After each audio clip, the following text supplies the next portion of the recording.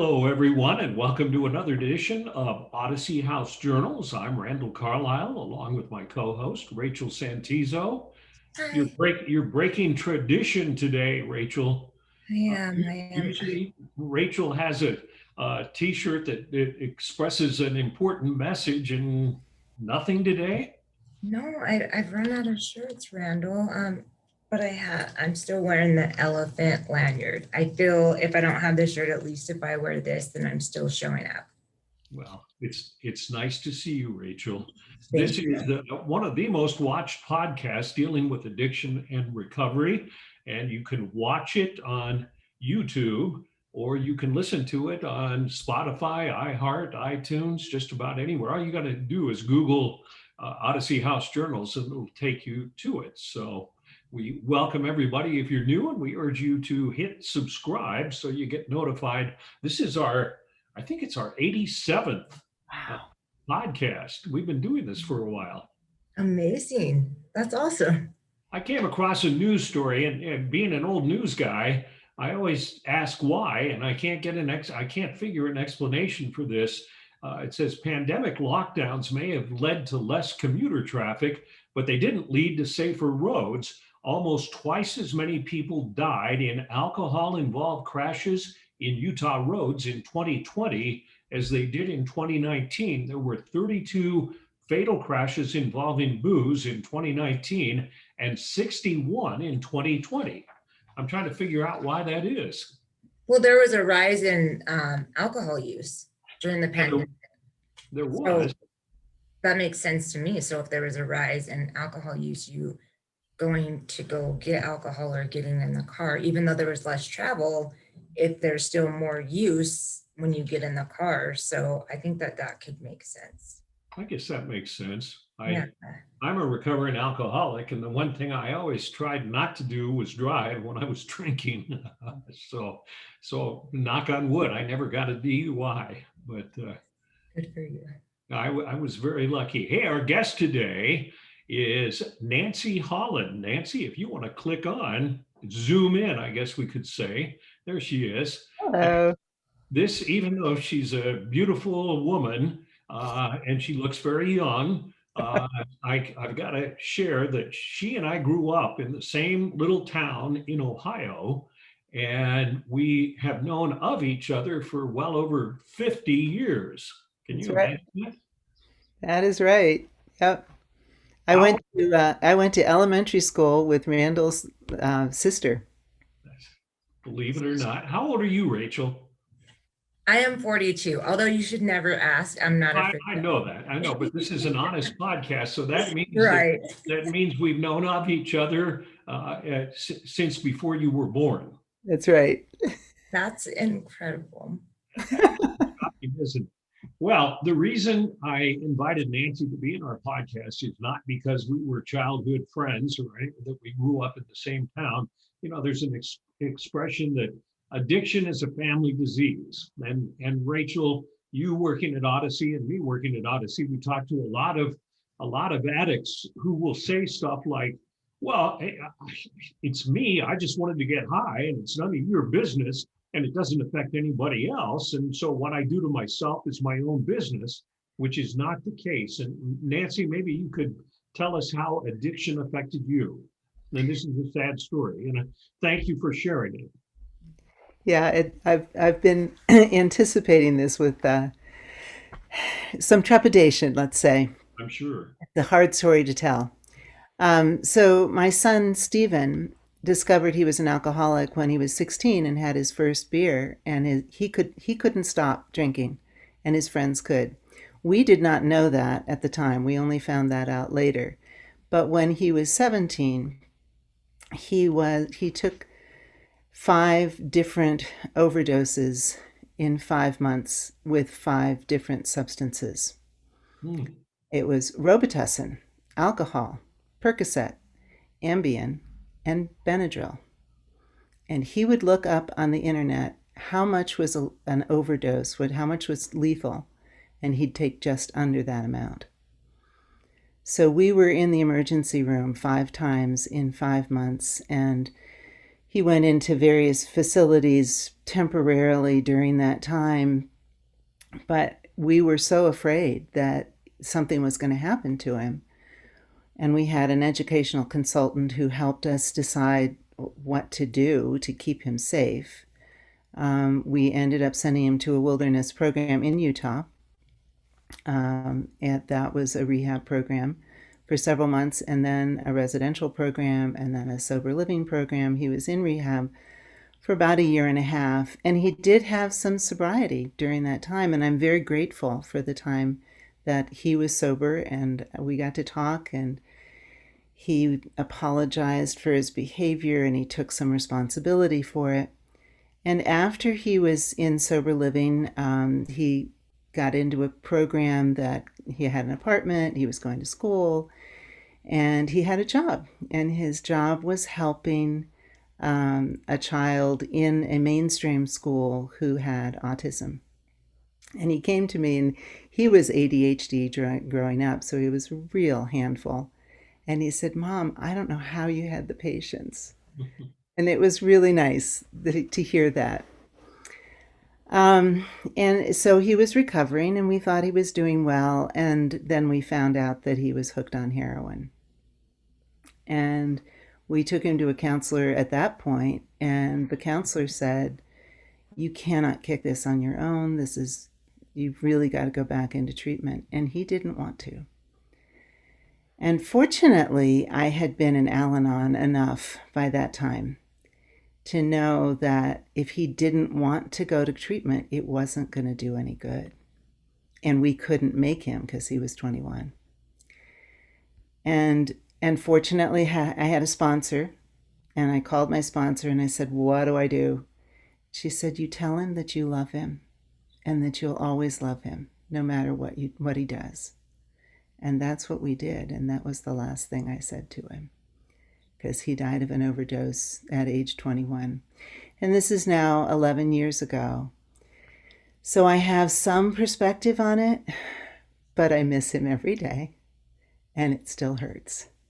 So yes, what you do does affect your family. His sister and his girlfriend had to drop out of school. They suffered from depression and grief and anger and guilt. And it was really hard on all of us. My husband and I found that marriage counseling was really helpful because it was a place we could talk about Stephen. And we were just too sad to talk about him otherwise. My saving grace was Al-Anon. I had found 2 years before Stephen died, I had found a group of moms of addicts. And that was really helpful. I discovered that I didn't cause it and I couldn't cure it. And that my road was to be as supportive and as loving as I could without engaging and without supplementing. Enabling, that's the word. Thank you, Kendall. Yeah. So this group of moms comforted one another. I found community, I found refuge, and it helped me even go through the time when he was in rehab and residential programs and struggling. Yeah. Yeah. Can you explain to our viewers what Al-Anon is? Sure. Al-Anon is a group for family members of alcoholics and addicts. And it helps us keep to our own path and not interfere and to discover that we cannot fix what's going on with our loved one. Which, of course, every parent wants to do when they have a child with an issue. Just want to come in and fix it, and letting go. One of the most important lessons I learned was not resenting the alcoholic. And we have a saying, which I'm sure you've heard, resentment is like taking poison and expecting the rat to die. And it does poison you. Resentment really does poison you, and negative thoughts poison you. And I wrote a whole journal full of what ifs after Stephen died, saying, well, what if I had done this? What if I had done this differently? And it helped to get it out. It helped to talk to my therapist about it. But in the end, I don't think I could have changed it. I had two brothers. One is a recovering alcoholic and goes to AA meetings several times a week, and the other one is dead. And that's how I feel about alcoholism. It's you either recover or you die. And I think one of the things that you brought up and Rachel and I see every day is when you wanted him to go back to rehab and he didn't want to, you accepted the fact, and we see this all the time, is if you don't want help, you can't be forced into getting help. You can be forced to be somewhere, but that doesn't mean you're going to have to Right, buy into the program or anything else. right. Yeah. And I mean, we saw him, in a year and a half go through so much recovery, learn meditation techniques and yoga and, just so many things that helped him recover, go through all of the steps. But unfortunately, it was interesting because there was a time when one of his friends, because you meet a lot of addicts in recovery, um, overdosed and was found alone in a hotel room. And I found this out when Stephen found it out. And I said, "Oh, Stephen, I hope that doesn't happen to you." He said, "Oh, no, Mom, it won't happen to me because I'm different." Hmm. And that's another thing that I've discovered about alcoholics and addicts is that each person thinks they're different. Each person thinks the rules don't apply to me. I'm going to kick this. He thought at the end of his life, he thought he was going to kick heroin on his own. And, despite all evidence to the contrary, and I do think, one of the things the counselor said 3 days before he died was, you can't kick this on your own, and there's every possibility that you won't know what you're getting when you get the heroin. And it will be more, you can take the same amount you've taken before, and it will be a lethal dose. So I feel like we gave him all of the tools. We gave him all of the knowledge that he needed. But it's an insidious disease. My brother, as I said, is a recovering alcoholic, and at Stephen's memorial service, he said, what Stephen died of was a fatal disease. And I think that's really true. Yeah, and more people, and there still is, it's getting better, but there still is a stigma surrounding this that people consider it a moral failing as opposed to a physical disease. Right. And I should point out, I mean, your son. I mean, you're a family that didn't have any trouble with finances, okay? That And is correct. so he grew up in a very loving, very comfortable environment. That's right. Okay. And I'm sure that when Stephen said that, he meant that, in that moment. For my experience is that my recovery, I have to work on every day. My intentions are good. And when I say it, I don't want to use and I don't want to overdose and I don't want to do these things. But if I don't put in the daily work, that's what I'm going to do. If I don't every day work on this, then I'm going to, because that's ultimately how I'm built. Even if I have the genuine, even if I genuinely do not want to use, if I don't daily work on this, I'm going to, because I am just built that way. I'm in the same boat. I mean, it's like, I've got 9 years. You and I both have the same number of years clean, Rachel, 9. And I know still that if I had just one drink right now, it would turn into 20 and I couldn't control it. But I have to go to AA meetings and I have to well, working at Odyssey makes it easier because you're reminded every day about what goes on, but it's a complicated lifelong disease. And I think the people who succeed are the people who are humbled by the fact, and Nancy, you said he thought, okay, I can handle this. I can do that. And I used to think that all the time. I said, well, I choose to keep drinking, but I could stop if I wanted to. So Stephen may have been humbled by the wilderness program, but obviously wasn't totally humbled to the disease. No, no, he really wasn't. Um, and you know, and I was inspired by him after he died.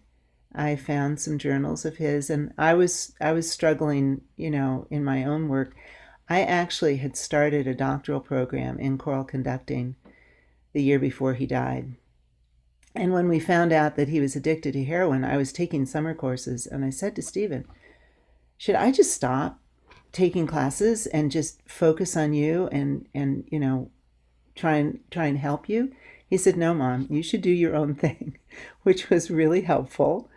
And there were some times when I was struggling, and he said, you can do it, Mom, you can do it. And that keeps playing in my head. And I was preparing for a recital where I had 30 singers and instrumentalists, and I was facing the rehearsals, and it was just a year after he had died. And I thought, it wasn't even a year. I don't know if I can do this. And there was the sun was shining on his journals in the garage where we had just put them and, you know, put them away. And I thought, I'll open up a box. I looked in the journal, and he said, I could achieve so much if I wasn't so afraid of failure. Hmm. And I thought, okay, thanks, Stephen. I got to do this. And I went and I did my recital. And my therapist helped me through, and I think it's true for all of us. I would say to her, I don't know if I can finish this degree. This is too much. There's too much work. And she said, well, can you do this one assignment? Can you take this first step? I said, yeah, I can do that. And I would just take one step. I would take it a day at a time, like we do our recovery. Yes. And I finished the degree. Wow. And I ended up conducting the Brahms Requiem with chorus and orchestra, which was just way beyond my dreams. I just didn't think that was possible. But Stephen helped me by saying, you know, go for it, Mom. You can do it. I do think there's a blessing in the fact that he's not suffering anymore. Yeah, I've talked because I had this mom's Al-Anon meeting. There were moms, you know, I would go back after he died, although not much because nobody really wanted to hear my story because it's what every parent dreads. Right. Um, but some other moms would say, you know, he's not suffering. And some of their children were, you know, not happy when they were using and not happy when they weren't using. And so they just weren't happy. But I'll always love him and I'll always miss him. And what I want to say to parents or anybody who is a family member of someone who's struggling, the most important thing I said as a sponsee, I was a sponsor and a sponsee, and as a sponsor, I said, what do you do to bring joy into your life? Because if you focus on the positive, it helps counteract all of the negative thoughts that are going through your head. And the things that I've found that have helped have been nature, you know, just walking on the beach, walking in a garden, therapy, the one step at a time pros, meditation, yoga, exercise, music, and friends. And friends can be supportive to a certain extent, although Al-Anon friends are the ones who really understand what you're going through. We have a family support group here at Odyssey, Oh, that's good. and the hardest thing is to not let your loved one's addiction become your addiction. And so many people are, I think it's safe to say most addicts are not really happy, but to let their unhappiness or their addiction make you unhappy and screw up your life. And Yeah.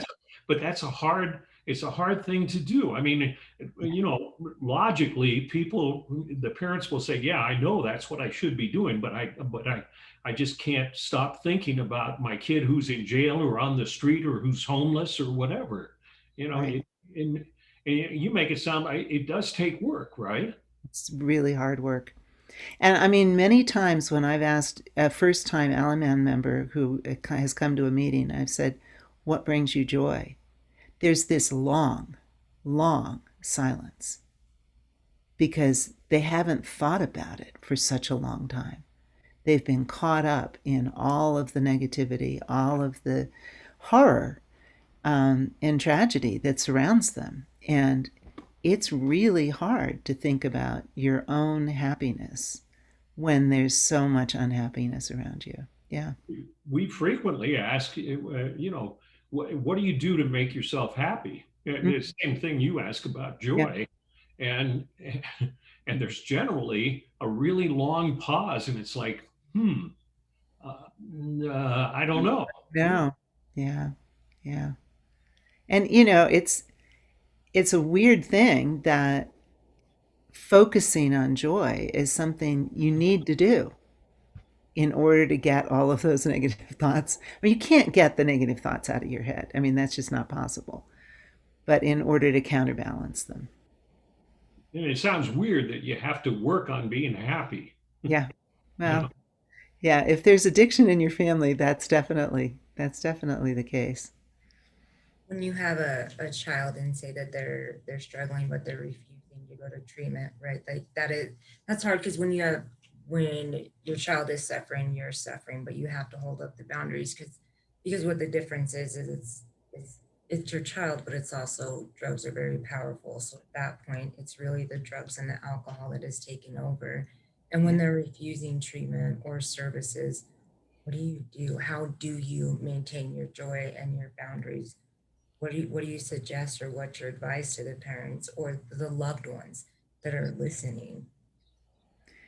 Yeah, it's really a challenge. And part of me thinks that as I said, it's a blessing because we envisioned, we were planning to cut off financial support for Stephen. He would have been on the street, and that's when it becomes really horrific because you just don't know from day to day what's happening to your child. And really, the only thing you can do is to focus on your own life and try to um, carry on. I do think Al-Anon meetings help, particularly when your child's on the street or your child's struggling. Is just find a meeting, and I discovered that not all meetings are the same, and that you really have to find the right meeting, the meeting that appeals to you, that you find supports you in the way that you need to be supported. And so try a lot of them. that's what I found with AA meetings as Yeah. well, Right. which is virtually the same. Only I mean, the only difference it's relatives or loved ones of addicts at Al-Anon, and for AA, it's the addict. You Yeah, know, exactly. And you do have to find the right meeting and find a sponsor. I found my sponsor just invaluable, and go through the steps. Doing the work of going through the steps for the loved one is just as important as doing it for the addict. There's a friend of mine I was talking to yesterday. She doesn't know what her son's using now, but he's keeping her from seeing her grandchild, which is just so painful. And I told her, go get a sponsor, do the steps. And she's doing it. And I can see that even though she's still struggling, it's helping her. It's helping her focus on her own life and her son is not allowing her to be a part of his life right now. So, and I think it's tough. It's tough, particularly when you have a grandchild that you want to be a part of their life, and they're not allowing it.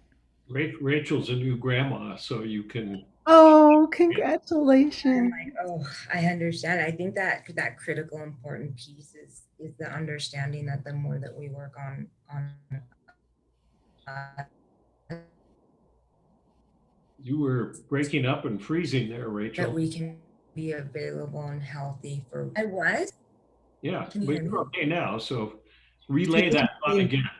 So I she think was because I saying the think more we can work on ourselves. yeah, the critical piece is that the Al-Anon, the sponsorship, it's important that we work on ourselves so that if or when our loved one is ready, then we're a safe space Yeah, and we're healthy for them. yeah, So if it's grandchildren or whatever the outcome may be, and it may be more tragic than other, but we're that space where we can show up or we can be that safe space or healthy space for them. So it is so important that we do our work so we can yeah. It reminds me of when I went to see Stephen when he was in his residential program, and he was sober, and he was doing his work, and he was editing the newspaper, and I had done my work in Al-Anon, and we had the best week. We just, we played together, and at one point Stephen said, we don't have to do all the touristy stuff. We could just sit and talk.